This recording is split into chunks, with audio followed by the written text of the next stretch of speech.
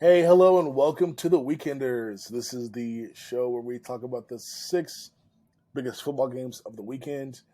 I'm joined by Lexi and Bobby. I'm Max. Nice to see you for another week of football talk. This is a crazy week once again, and today we're gonna do it. So obviously, we've gone the whole time that this show's been on and talking about games across college and pro football, but we won't have uh, college football games for at least another couple weeks. So let's dive into how the college football rankings shaked out going into the playoff, and then talk a little Heisman, and then we're going to go into some NFL games. How does that sound? Sounds Oh, good. sounds great. Awesome. Well, yeah. First things first.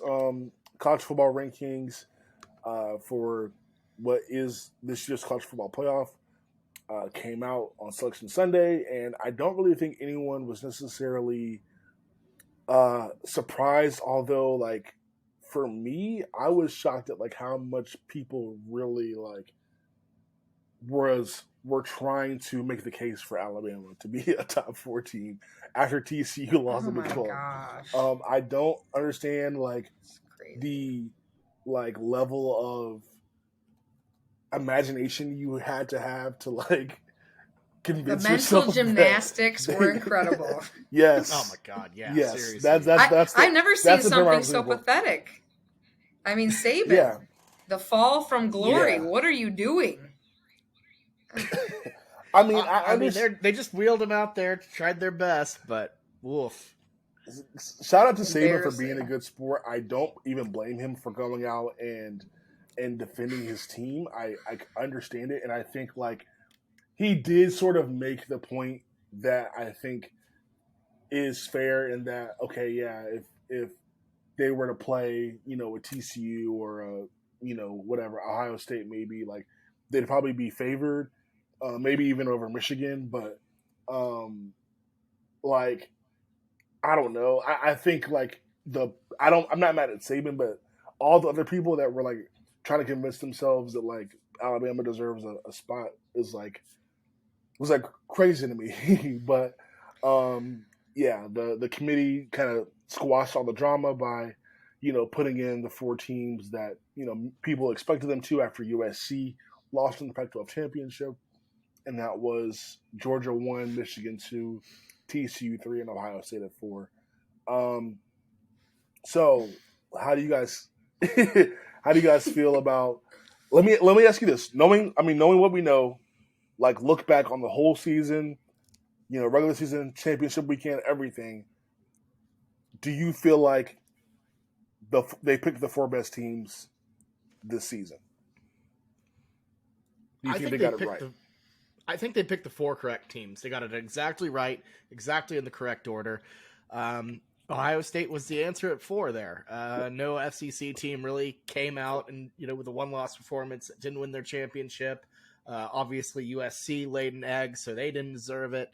And the Buckeyes were the fourth best team in that position. I think they gave TCU their due. They deserved to be in the third spot, even though they Mhm. lost it to a very, very difficult Kansas State team. And then Michigan and Georgia in that order. I think that's very, very fair. They did it. They did it right. Yeah. I mean, do I like to just poke fun at my Buckeyes that they just, the Buckeyes are just going in, for everyone else screwing up? Yeah, it's funny. But I personally loved that they had to put two Big Ten teams in. We talked about this early in the season. They'll never let that happen. There's no way. Well, every SEC team and Pac 12 team shit the bed and let it happen.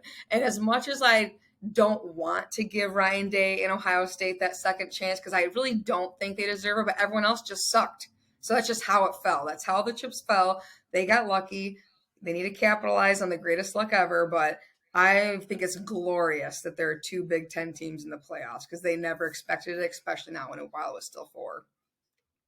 The rest of the SEC really just kind of cannibalized itself Pac-12 style. Yeah. Yeah, I agree with that, and that kind of goes into the point I was going to say. I think it sucks because to me, in a lot of ways, like Tennessee was the one where it's like, okay, I could have understood, that Tennessee played so well all year. But I think, to be fair, like Tennessee without Hendon Hooker is a different Tennessee team. And that loss to South Carolina where Hendon Hooker did play Yep. in the first half, like that was unfortunate. So I feel like I have my issues with Ohio State, schedule wise, but you can't really control that. Like it is what it is. I think, based on, you look at everything from consistency to the coaching to the players. I think the four teams that are in the college football playoff are the four best teams in the country. I don't care what Alabama would be, if they would be favored or not, because they were favored in a lot of in the games they lost. Fade Bama. Yeah, they were favored Yep. in the games they lost, and in some of the games they won, the other team covered, with ease. So, like, I'm not really concerned about what that aspect of it, but I do think this was a good job by the committee, and for the folks that were rooting for parity, like I root for parity in sports. I think this is another great year. You got TCU in, you got both Michigan and Ohio State in, and Georgia only for like this, or I think this is like their third time maybe, but still like seeing a new SEC team in is nice. For sure. First college playoff with no Alabama, no Clemson. Yeah, good to see. We almost had one without Ohio State too, but again, the USC screwed everything up. So it is what it is. God, did they ever? Yeah, that was tough to watch. I had another like kind of point along the lines of like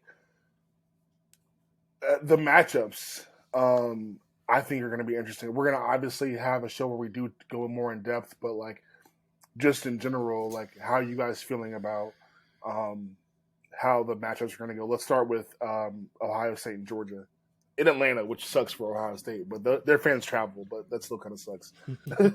Yeah. I think that's going to be a tough game. I think it is going to be a tough game. I know people were like upset, or like I know Georgia fans were like, "Oh, that doesn't seem like the fair matchup compared to TCU." But it's like Michigan already beat Ohio State.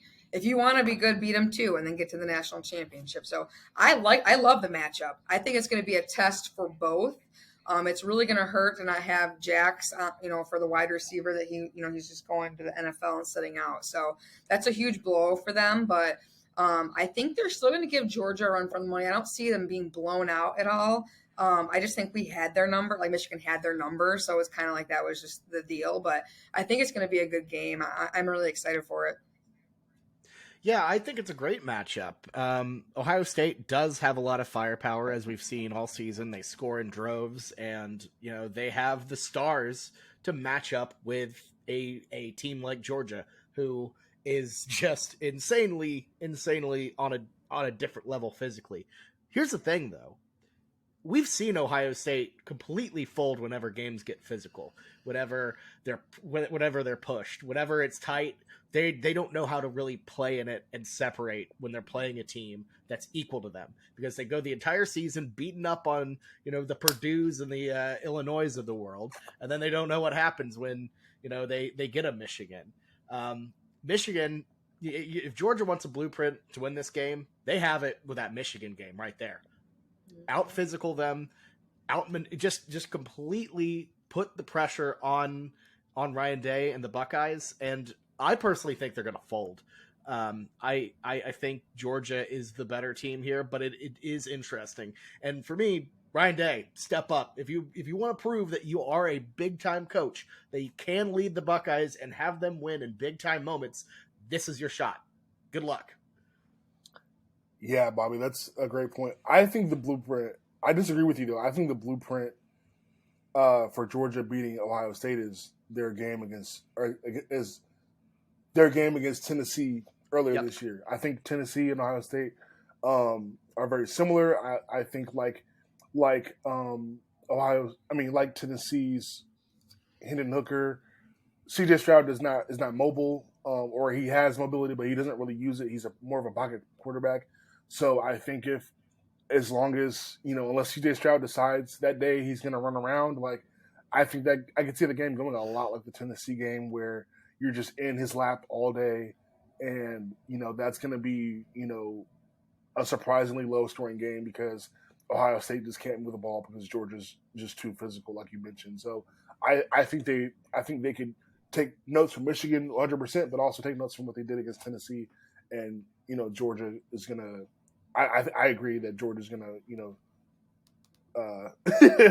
probably blow Ohio State. I'm not gonna lie. I don't know. Yeah. I don't know about a blowout or not because I think Ohio State's good enough to really turn. I think they're better at their core than Tennessee was, and they're more. They played in bigger moments, but at the same time, you're exactly right. They play the same way, and even though they've been in bigger moments, they usually screw those up. It's going to be Athens South, and it's going to be a tough environment for sure. And frankly, I don't know. It is a put up or shut up game for Ryan Day.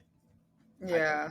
Well, and I think Just too, though, what's going to like really affect this is that now they really are backed into a corner, and now they really have like we swatted the hornet's nest, we beat it, so now they really are pissed. It's like all season long, yeah, they were winning. Now we have to see how they do face that adversity, and so this is huge for Ryan Day. If he can come out and beat Georgia, they'll forget quickly about that Michigan loss. I'll say this. Do they have the heart to bounce back, though? Because you would think they would be pissed off about what happened last year. They made a billion excuses about the weather and the flu and all this, and then they just rolled over like a little puppy dog, and just let Jim Harbaugh give him a nice scratch behind the ears and send him home. It was pathetic, and I don't know. Do they have that in them to bounce back? I don't know if they do.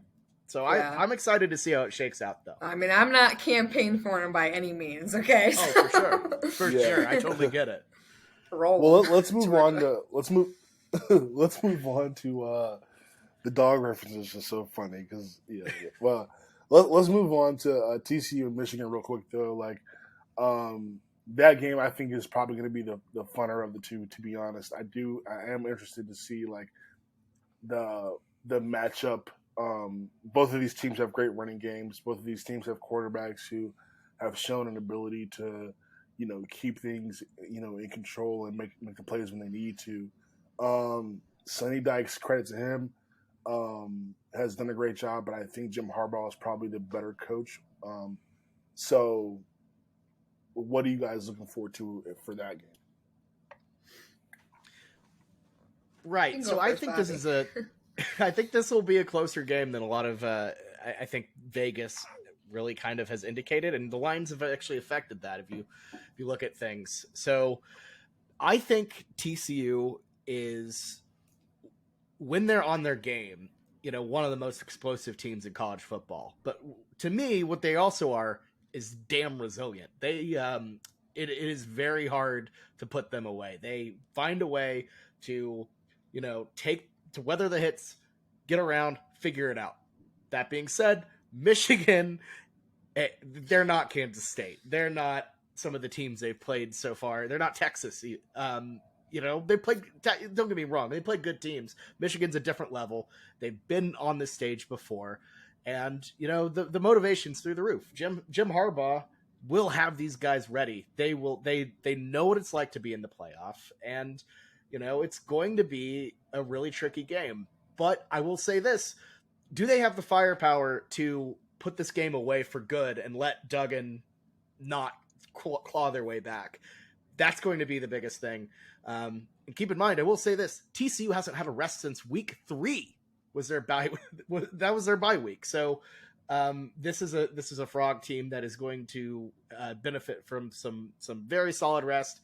And look, they've been playing the underdog all season long. I think that this position suits them well. Yeah, I think this is definitely going to be the best quarterback in offense, in my opinion, that Michigan faces. I think that he's a better quarterback even than C.J. Stroud, at least this season and how he's been playing. And the resilience is there, so that's one thing that I'm concerned of. Is like we just have to be on our game. It's going to be just similar to the Ohio State game. We can't turn over the ball. Michigan can't turn over the ball. Got to control your penalties and just control the game in the run game. There's rumblings that maybe Cora might come back for the playoffs. I don't know if that's it. I'm really not worried either way because Donovan Edwards has clearly stepped up into that role. Loveland as the tight end has stepped up, with Eric All and Schoonmaker when he was out. So, Schoonmaker, but yeah, so I think it's going to be an excellent matchup. I also think that our offensive line is going to rattle TCU's defense because it's just one of the best, if not the best, in college football. So it's going to be a great matchup. I don't think Michigan pulls away and like blows them out. I think it's going to be a great game. I do think though that ultimately Michigan comes out on top. Yeah, definitely. I think we're definitely going to break it down, obviously, but I like right now. I like Michigan again, to beat TCU as well, but should be a fun one. Very very Mhm. similar teams in a lot of ways. Let's talk about Heisman. We hadn't really talked about potential guys all year, but we do know the four finalists are Caleb Williams of USC. Excuse me, y'all. Caleb Williams of USC, C.J. Stroud of Ohio State, Max Duggan TCU, and Stetson Bennett of Georgia. I think this. I don't think this.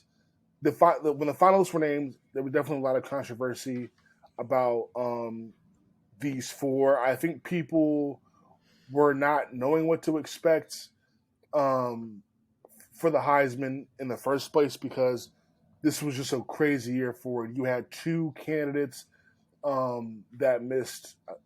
I think they just missed like one game each, but Corum and Hendon both missed the game. Got injured towards the end. You had guys like Drake May and Bo Nix who had were doing great, but then had some bad games or lost games down the stretch.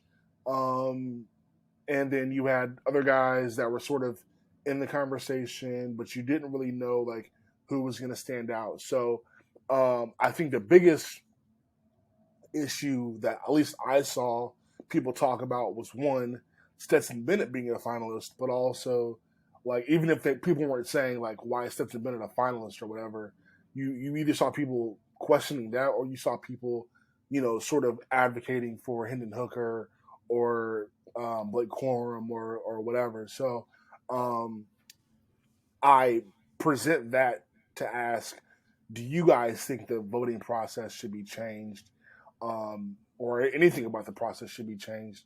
And if so, what would you like to see changed? The Heisman is a weird award.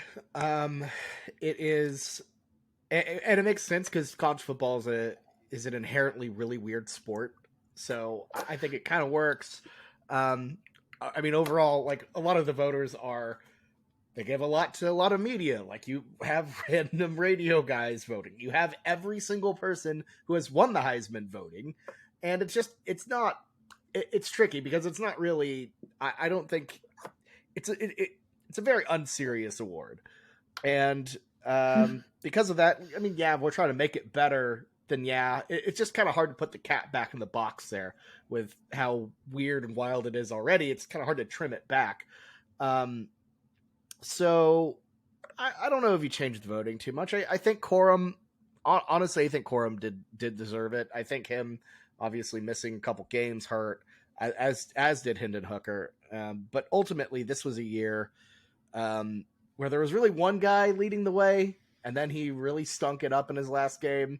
So nobody really knows who to pick. So they're just going to give it to Caleb Williams, who has the best stat line, and that's fair because he's really good. So this ultimately weird lame duck year for the Heisman vote, but sometimes that happens. Yeah, that's how I feel too. And it's been kind of like the last couple of years, it's been a little disappointing and just basically turned into like this QB award, is what it seems. But I do think some things need to be changed. I think that, some some way they look at it, the way they do vote on it, because I really don't understand how now all of a sudden Stetson's in it. That's very questionable to me. I don't think he's better. I think Hendon Hooker is better than him. So, I, it's a little disappointing, but it sucks for Blake too, just because how much he worked all season for this and was the only non quarterback besides Bijan Robinson for a while that was kind of like in the running for it. But it happens. It is what it is. But it's just the Heisman isn't what it used to be, and that's just the cold hard truth. But things change. Yeah, I think have even if you're not a winner, like a school that has a finalist, a sends a finalist, like that matters too. It matters in recruiting. It matters in a lot of ways. If I were to say there needs some like specific changes that need to happen, two come to mind for me is I think they should just put a limit on how many quarterbacks you can put in your top four. So I think it will eliminate the laziness of just voting for the quarterback on the best team or just voting for a quarterback in general. I think it'll allow people to really investigate and look at, all right, what are some like let's actually vote for the best player on this team, whether regardless if it's a tight end or a defensive end or a cornerback or whatever. Like, let's look at more positions besides quarterback. And I think that would do a lot of good. And then I think the other thing too is changing changing when they send the ballots out and when they're due, because I think they send the ballots out too early. Like I think this year they came out on the 28th and then they were due on the 5th. So, just because they're not due until after conference championships, well, if you send them out, a week or so earlier than that, then if people want to vote early, they will. So I think they need to change when the ballots are sent out. I think they need to change how many quarterbacks you're allowed to write in as finalists. And I also think there just needs to be. This is just my gripe with like awards voting in general. I think there's too many people that have voting awards for too many different sports. So you shouldn't have a Heisman vote and an NBA MVP vote and a Cy Young Award vote and hockey MVP vote. Like if you are voting, I think you should only be able to vote and have a serious award vote in one or two sports. Like there's people with like 3 and 4 votes across sports, and it just you can only watch as much of one sport at a time. Like it's just not fair. So anyway, that's my rant. I'm interested to see if there are any changes after this year, but who do you guys think wins? I think you kind of Bobby already said you have Caleb Williams winning. Lexi, Yep. what about you? Yeah, I think that's really the only one that should probably get the majority of the votes, and is one that's been consistent, the most consistent all season for sure. I will say if I had a vote, I'd give it to Duggan. Just with the team success, just with the story behind him, and he's put up really good numbers. It's been a really good season for him. He's the heartbeat of that team, and the Heisman has always kind of been more than an MVP award. And I'm not trying to like take any shine away from Caleb. What he's done at USC has been great, but Duggan, I feel like he embodies what college football is. The guy's been resilient. He has been very resilient. He had a like a heart issue in 2020 where he couldn't play for a while, came back, got benched before the season, and then didn't transfer out, stuck with it. And not only that, he's just pretty damn good. I think to me he's the coolest story in college football right now of all of them. And he's not a bad player. He's put up a lot of really good stats. So I would give it to Duggan, but I also understand that he's not going to win it. Yeah, Bobby. So I definitely agree with you in that Max Duggan's definitely the best story. I disagree that he deserves to win on the premise that I think like if we're looking at like most valuable to their team, I think like Caleb Williams is like without a doubt like the most valuable player to his team because, like, I mean, we saw in those last few games, like UCLA, Notre Dame, like even the earlier parts of the Pac-12 championship, even though they lost, like Caleb was just so important to what that offense did. Um, where it was like I remember when Jordan Addison joined USC, like there was so much hype about him being like what he had done at Pitt, and he was supposed to add so much to the offense. And Jordan Addison had a great season, almost 1,000. I mean, 875 yards, 8 touchdowns is nothing to sneeze at. But I feel like Caleb's contribution, the 37 passing touchdowns, 10 rushing touchdowns, like it was. I think it's just so much more like to what that team needed versus Duggan, who definitely from an emotional locker room standpoint, you can see the impact he has on the team, but he's also got a great running back. He's got great coaching, I think, and so does Caleb Williams. But I think from like a Heisman winner standpoint, I think Caleb definitely is more important to what USC did than Max is to what TCU is doing. And I mean, as much as as much as we all like, we're had our own gripes or whatever with USC or Caleb Williams, to take a team from 4 wins to what they win 11 this year, like that's impressive. So, yeah, no, for sure. Yeah. He papers over a lot of issues with any team, and he did great, and he kept that team afloat when Addison went down, when Dye went down, and I think that's really commendable what he did for sure. No, I would I'm not going to throw my hands up and be upset when he wins it, because he deserves it big time. Yeah, 100%. Let's get to great college football discussion. We'll obviously talk more about the college football playoff when we get closer to it, and maybe next week, we'll recap the Heisman. But let's get to the NFL. We're kind of in the meat and potatoes of the season. A lot left to play for every team, but a lot is going on. I was going to talk about the Eagles and Giants, but we kind of ran over with the college football talk, so I'll take the game off the docket. We can talk about 3 other good games this weekend, starting with the Jets and the Bills. The Jets going to Buffalo for the late afternoon game. And I guess the first question, I want to ask, where now we have the Jets at 7-5, looking pretty good, looking like so far the going to Mike White might have been a good choice. Are the Jets going to be a playoff team? I think that they, like, ever since they benched Zach Wilson, it's really been like a different feel, a different environment. I feel like the culture is like almost shifting within the team. So I think it's possible. How's the scenario? Do they need to win against the Bills still, or how is that running working? So they're sitting at 7-5 right now. They're the last team in right now as a wild card, and then beneath them you got the Patriots, Chargers at 6-6, and then Raiders, Browns, etc., etc. So yeah, I think there's still need to win. I think we have a couple weeks until we're like at clinching scenarios. We're still a little far away. It's just clinch. It's almost clinch season for my Lions. Oh yeah, it's coming up. I didn't know. So with that not being on the line, I think that they have the ability to. I really like how things have changed. Removing Zach Wilson from the equation and kind of seeing how that's been working out for them. So I think as long as they can keep just doing what they're doing, there's no reason they shouldn't be able to get in. Yeah, I'm with you. I think they can get in. I'm not super impressed with some of the teams below them.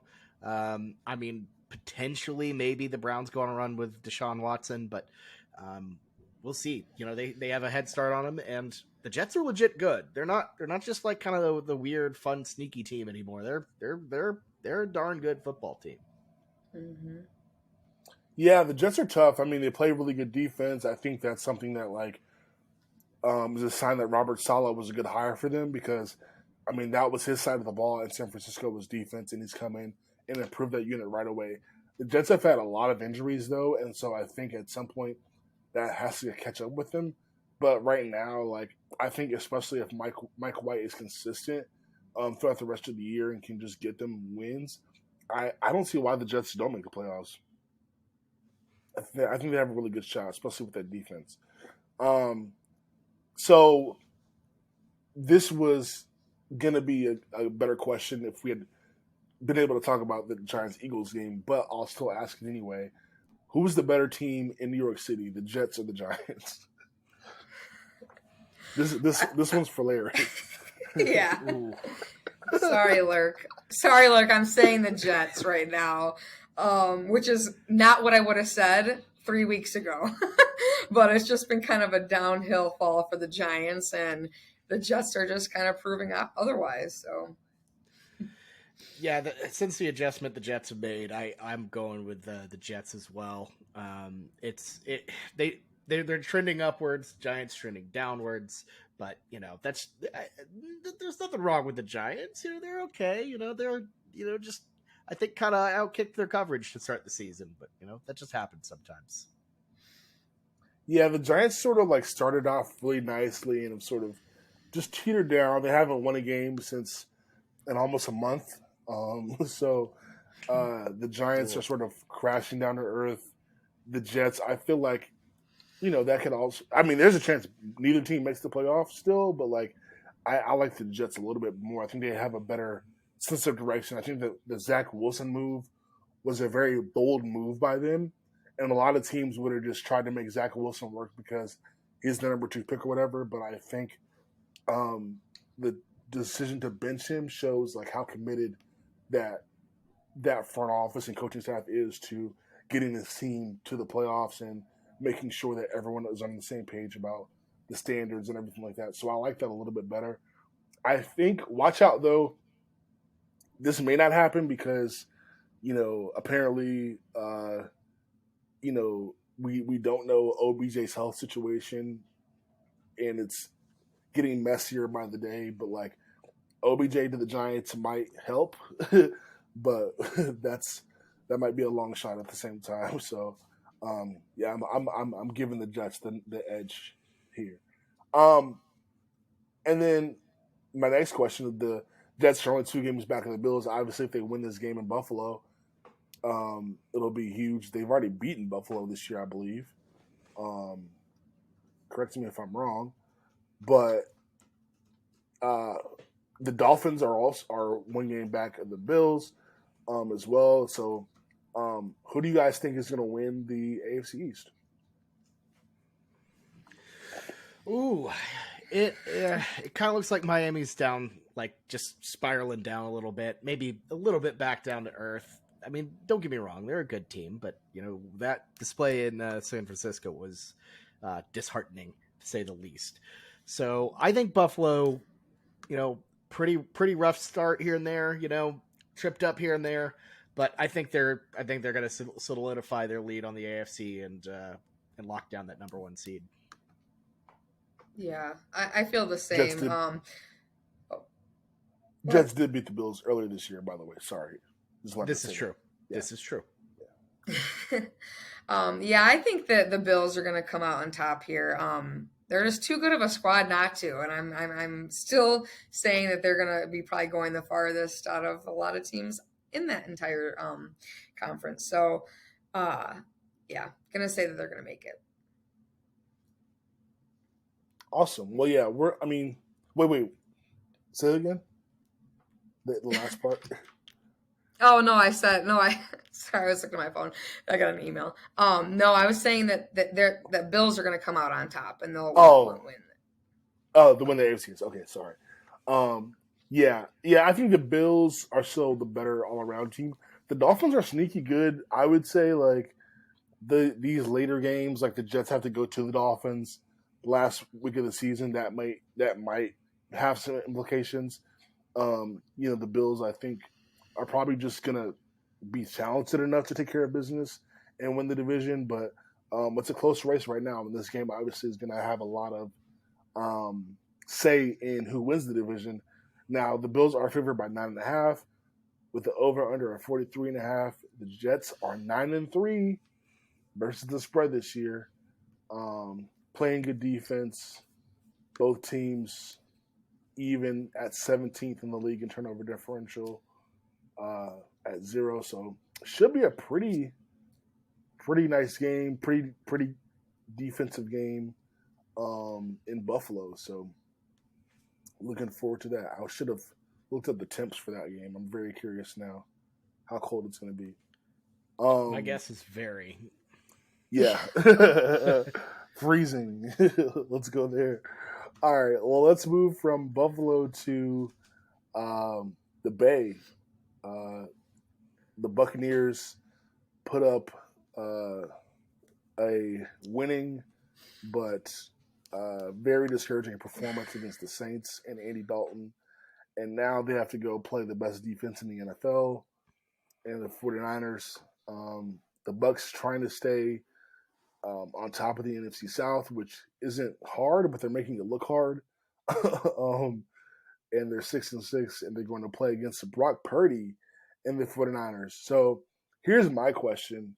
Do you think it's a mistake for the Niners to go with Purdy, or do you think they should have gotten a veteran quarterback to finish the year since Jimmy G is going to be out?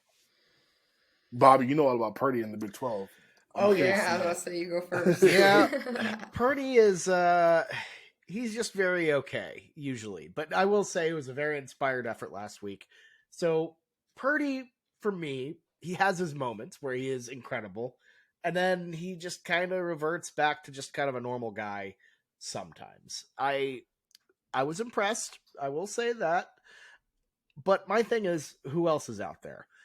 If you're lucky, you hope that the Rams don't claim Baker Mayfield.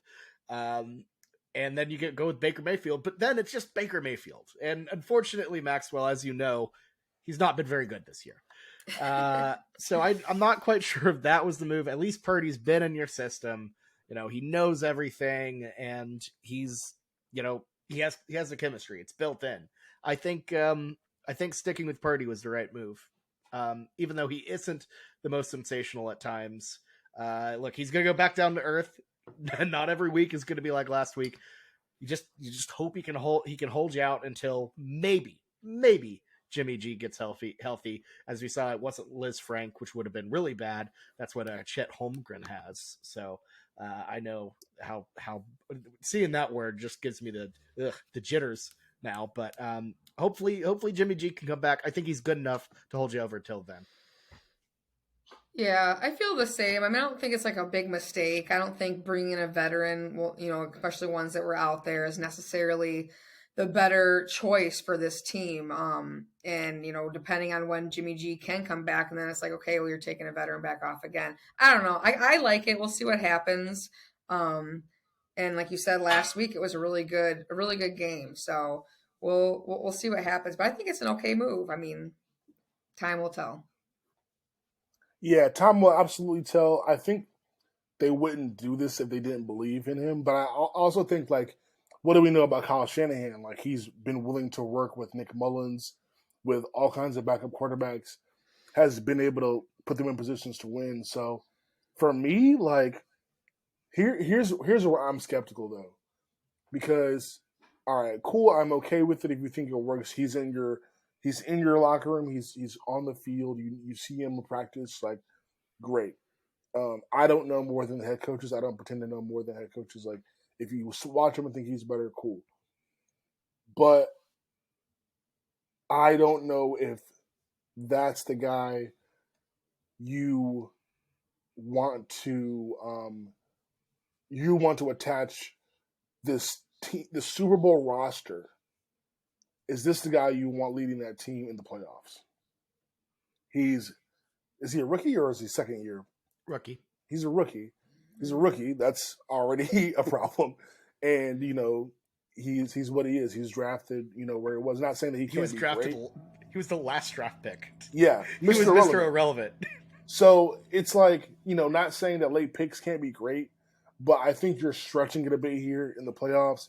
I think I like to take them seriously as a playoff team. I would have liked to see them bring in a veteran and, let the guy, even if he doesn't play right away, let the guy get used to the playbook, let the guy get in the building, let the guy learn, so that when it's time, you have a somebody you can rely on to take you through the playoffs, rather than Brock Purdy, who, no offense to him, but like, come on, I think that's where I have an issue with it. So we'll see how it plays out, but yeah, I think they should have got a veteran in, and maybe they will. Who knows? Um, but let's go to the Buccaneers, who again um, didn't look pretty at all against the Saints, but ended up winning the game with the last the touchdown there on the last drive.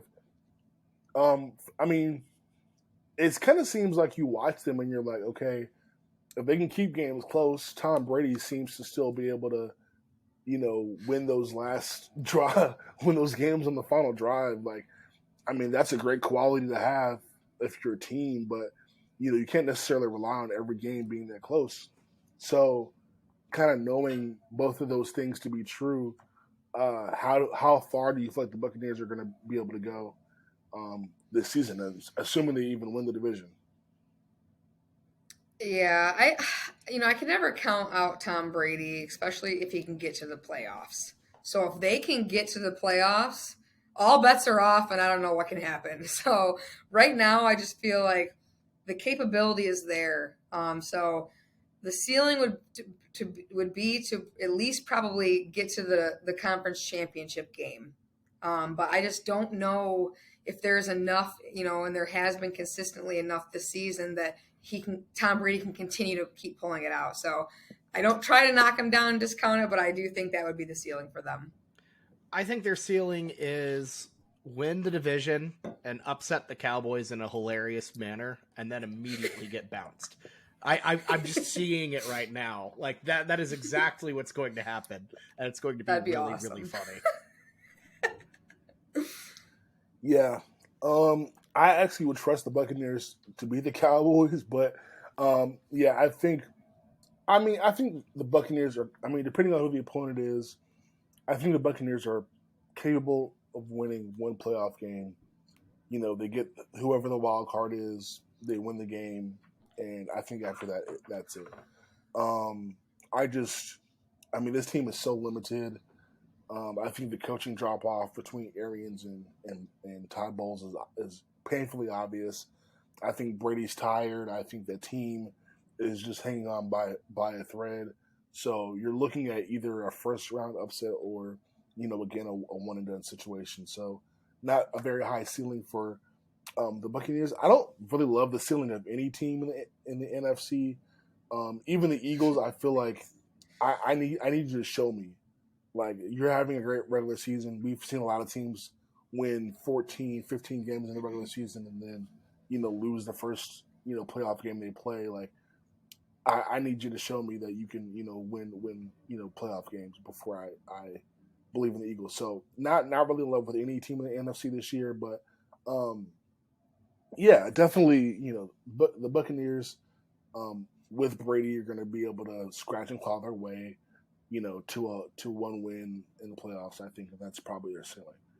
And we'll see if Brady comes back again next year.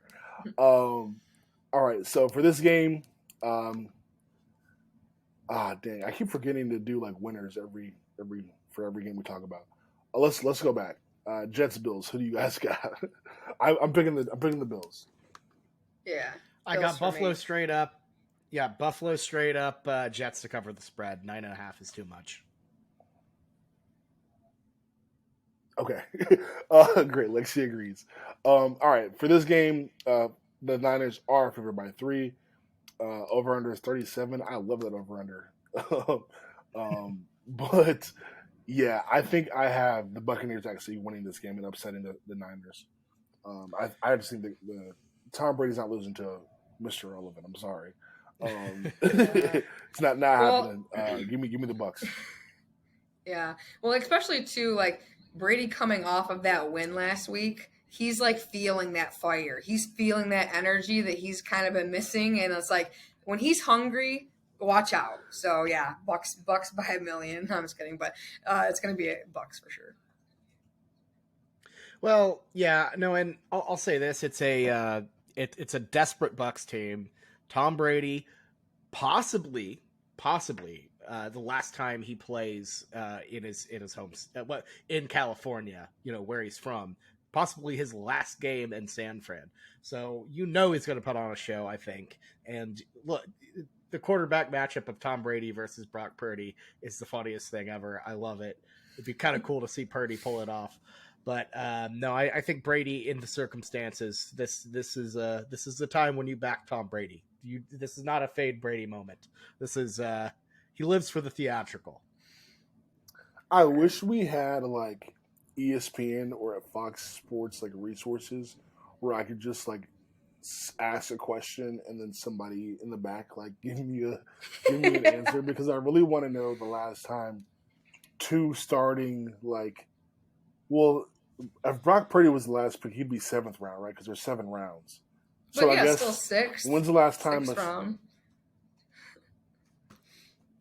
Wait, no. Brock was taken in the 7th round. Tom Brady was 6th round. Yeah. So that's what I'm saying. I was gonna say, when's the last time 2 6th round starting quarterbacks played in the game against each other? But Brock was taken in the 7th round. Yeah. So it's when's the last time a 6th rounder played a 7th rounder in a game? That would be the question. But wow, it would take us way too long to look it up. Stats and info. We need a Multiplicity Media stats and info team. You know what? I'm about to just ask Twitter this. I'm sure some stat nerd will be like, I know. When do you ever see a Mr. Irrelevant really play that much anyways? That's kind of wild. Never. I kind of want him to succeed because I want to see it. Purdy might be he might be very close to being the GOAT of the Mr. Irrelevant, and he's only played 1 game. So I don't know. That's going to be the next ESPN 30 for 30, like Mr. Relevance of the last 20 years. Where are they now? Yeah. My favorite thing about Brock Purdy is that he's a brother named Chuba, which just doesn't make any sense. It's either Chuba or Chubba. I can't remember. OU was trying to recruit him a couple years ago. Brock and Chubba. I like that. The parents were on one for sure. Oh, man. That's funny. We're like, we got a normal one. Let's go with a weird one now. All right. We had definitely a good game. Looking forward to that. Let's go to our last game of the show. And this is another one that's going to be here in Southern California. It's Dolphins at Chargers, which was flexed to the Sunday night game. Battle of 2 quarterbacks taken after Joe Burrow in the 2020 draft. And that's Tua and Justin Herbert with the Dolphins and Chargers. Chargers lost a head scratcher to the Raiders. They're now 6-6. Dolphins are 8-4. The question that is on my mind, folks, is this a must-win for LA? Absolutely. Yeah. It is. The backs are against the wall. They're dealing with a really tough Jets team that is sitting in that wild card position right now that they have to catch up to. And look, they're in a tough division still. Not as tough as we thought it would be, but still, I think it's a pretty long climb for them back. They got to find a way to get this win at home. It's on Sunday night prime time, which they keep getting for some reason. But yeah, they got to win this one, I think.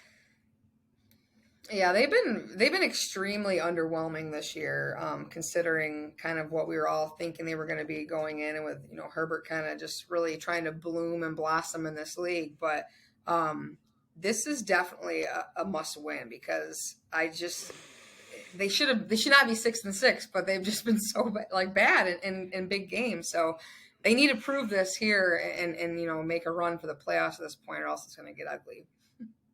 I will say the remainder after this is okay. No, it's tricky. After they play the Titans, and then it's Colts, Rams, Broncos.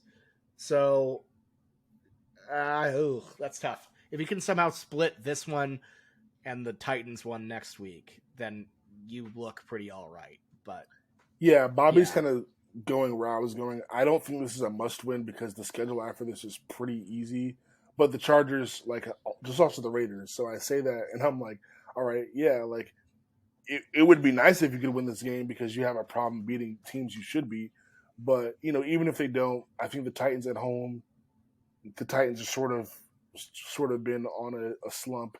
Maybe you catch them in that game, and then you have Colts, Rams, and Broncos, which should all be wins. So, I mean, they're 6-6 now.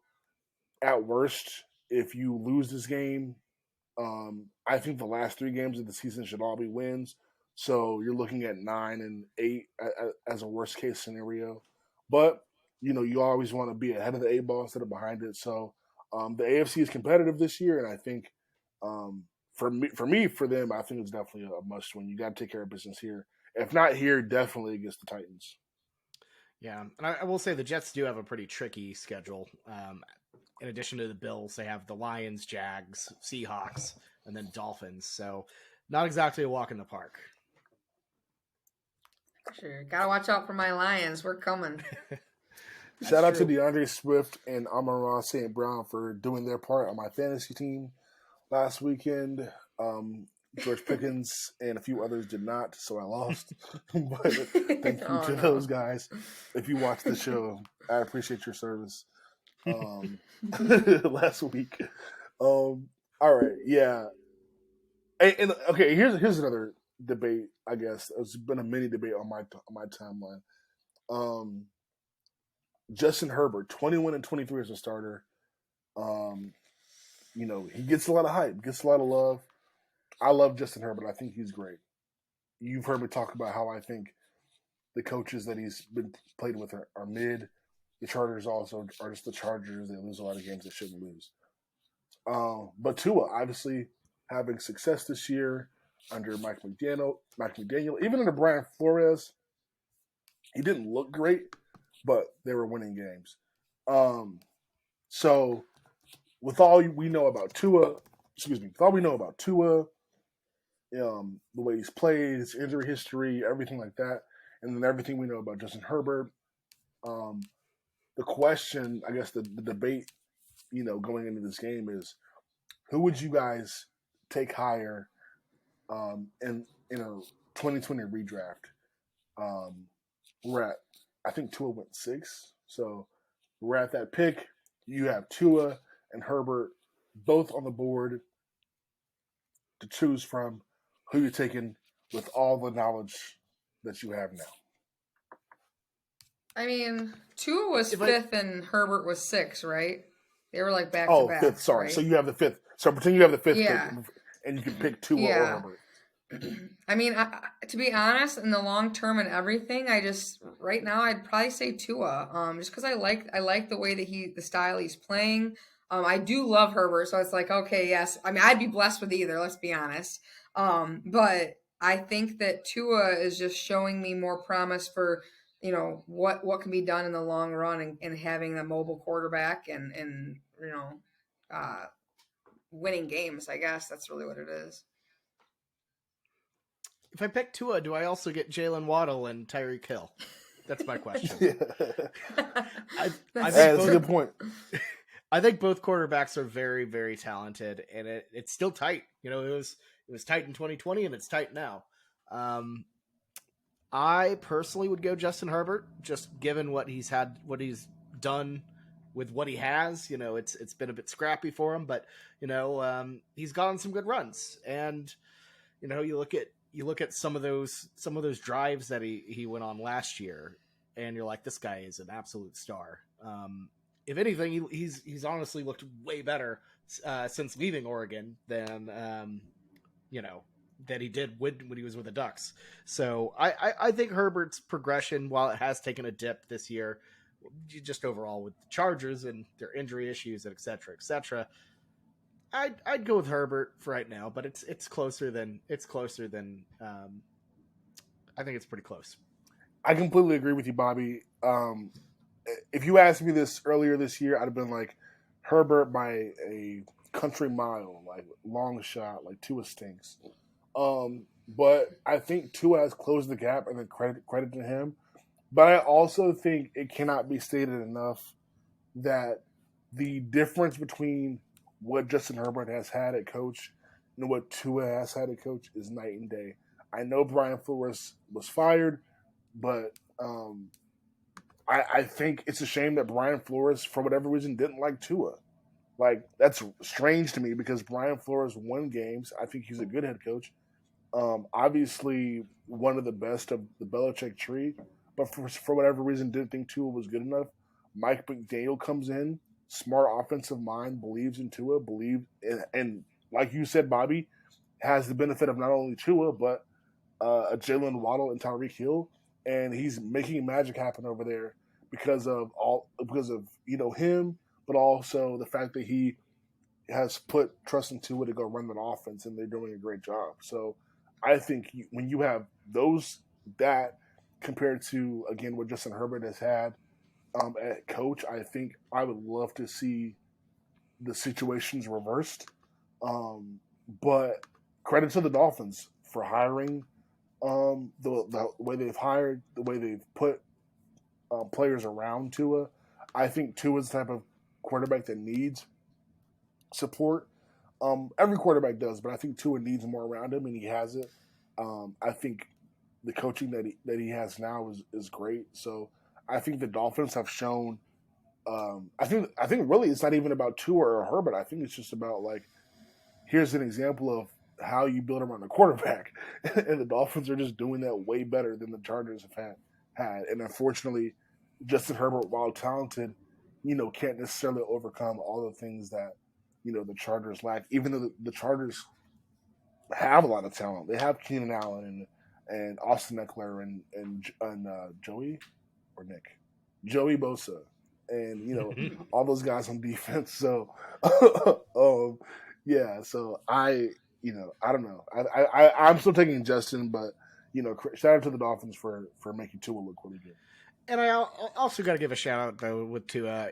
He was on the brink of being where Baker Mayfield is right now. He was on the verge of being out of the league. Maybe not out of the league, but sliding that way where he's not considered a starter anymore. And he did a lot over the offseason, over in season to really better himself, to really focus and improve the way he plays, improve his mechanics, and and not only just stay in the league, but really thrive in the league with the Dolphins and in that system. And he deserves a lot of credit for that. He did a lot to turn it around. And, yeah, I think that's the most impressive thing to me that Tua's done. Yeah, 100%. So the Dolphins are favored by 3.5. None of these teams really run the ball well. Dolphins are 28, Chargers are 31st in rushing yards per game. Over under for this game is 52. Lexi, who you got? I am going to be taking the Dolphins in this game. I don't think the Chargers pull it out. I think the Dolphins are just kind of lost a game there, but are kind of coming back onto it. So I'm taking the Dolphins at the Chargers.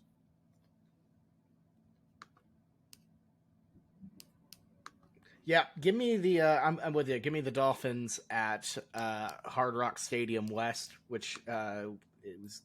It's the case everywhere. It's going to be a more teal shade of light blue, but yeah, Dolphins in Los Angeles. They just have it going. I'm going to believe in the Chargers that this is a must-win game, and they'll figure out a way to pull it out. And so yeah, I'm taking the Chargers. I mean, Dolphins fans don't travel. Like Chargers fans aren't going to be there. Like they don't travel, but they're everywhere. Yeah, you'll see Steelers jerseys or something in the stands. Like these are two like of the most finicky fan bases. But nah, Miami has a lot to be excited about with the Dolphins. I do think it'll be an interesting game. But yeah, I think I'm going to take the Chargers to win. I'll say this: I've my one NFL game was at Hard Rock Stadium it was actually a Dolphins Chargers game, and strangest thing I've ever seen in my life. Those people go hard. I just saw a dude pull out a Ziploc bag of chicken and just start passing it around just grilled chicken randomly. I'm just like, where did this grilled? Who are these people just accepting grilled chicken from a stranger? It was the weirdest thing in the world. Hey, you gotta get your protein, man. I guess so. Yeah, it was a wild experience. Just insane. Just Just some random guy wearing a yarmulke pulls up a bunch of grilled chicken. It's insane. Lexi, have you ever been to Hard Rock Stadium before? I have not. No. I was gonna say if you had, that'd be 3 for 3 on this podcast. I've been to Hard Rock Stadium for a Miami Marlins game. So I need to get down. I need to go to baseball. Yeah, wow. Yeah.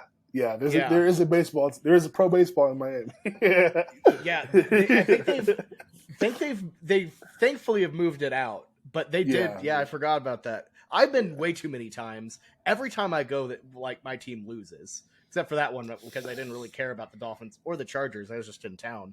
But I've seen so many like crushing OU games in Hard Rock that they've literally changed the name 4 times since. But yeah. I digress. Gosh. All right. Well, let's get to lock of the week. And I have a little. Well, let me go over the results from last week, and then I'll give you guys the rundown for this week and tell you a little wrinkle we're going to do for this week's lock of the week, maybe to make it a little easier on some of us we all suck that need to win badly. All right, so last week, here's how it went down. I had Michigan to just win outright against Purdue in the Big 12 championship. That's right. Woo. I said it on the show that it would be an easy win for me, that I needed an easy win. And it was. Michigan scared me for the first 3 quarters of the game, but then they pulled it out. Story of the season, okay? Yeah, the record they covered as well. So at least you would have won if you picked against the spread. So yeah. I did have Michigan to win, so that was a win for me. Bobby had TCU -2.5. TCU let you down, but they're still in the playoffs, so I guess not all things bad with that one. And then Lexi at Clemson UNC over 63. I wish that was a win for you, but it was not. That game turned out to be a 39-10 blowout with obviously being under 63. So L for Lexi, L for Bobby, a win for me. That leaves the season results at me and Lexi tied at 4-7, and Bobby at 3-8. So, Bobby only 1 game behind Lexi and I. All 3 of us have a losing record this year, but this might be an easy one. I'm gonna try to give you guys a layup this week, because along with the games, if you would like to, you can put a lock of the week on the Heisman as well, if you choose. So I will go first. I'm gonna stay away from the Heisman to leave it up to you guys. To be fair, to y'all, I'm gonna take the over on Dolphins Chargers. I think this is gonna be a lot of offense more than defense. I think they're gonna try to air it out. 52 for me for that game seems a little low for teams that aren't necessarily staunch defenses. They play good enough, but not really well.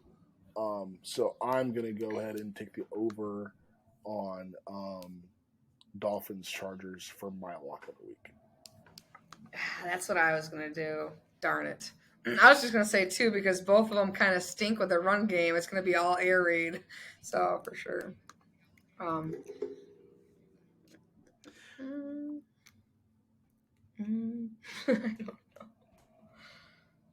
know. I'll just jump in. I need a win, and I love a good curse, so I'm going with my lock of the week, Caleb Williams to win the Heisman. I know it's dirty, right. I know it's low, but I'm not finishing last on this. I'm going with Caleb Williams. Hey, I put it out there for you guys. So. It's like minus 1,500 odds. I don't care. I'm going with it. There you go. Yeah. All right. No shame in Bobby's game. Go ahead, Glenn. Yeah. All right. I'm actually gonna do the under on the Bucks Niners. I like It's that. I at like 37, but I just feel like both teams really haven't been putting up crazy like offense, especially now with Brock Purdy stepping in. So we'll see. It's gonna be a low scoring game, so that's gonna be my lock. that game might be like 10-3. Right. Like, and I might be 17 to being 10. generous on that. Like, Mhm. yeah, like that's gonna be a low scoring game. I like that a lot. All right, so there you have it. Those were our locks of the week. Chargers Dolphins game to go over for my lock of the week. Bobby took the easy easy bet, which I respect, and that's Caleb to win the Heisman Trophy. Caleb Williams to win the Heisman Trophy, and Lexi took the Bucks 49ers under. We'll see who comes out on top next week. Lots of football left though, so definitely a lot more chances for the three of us to get into the win column for lock of the week. But been fun so far. But great show, everybody. Thanks for tuning in. Appreciate you guys. Come back next week. It'll be all NFL, I'm sure. But thanks everybody for popping in. We'll see you guys next time. Y'all take care. See ya.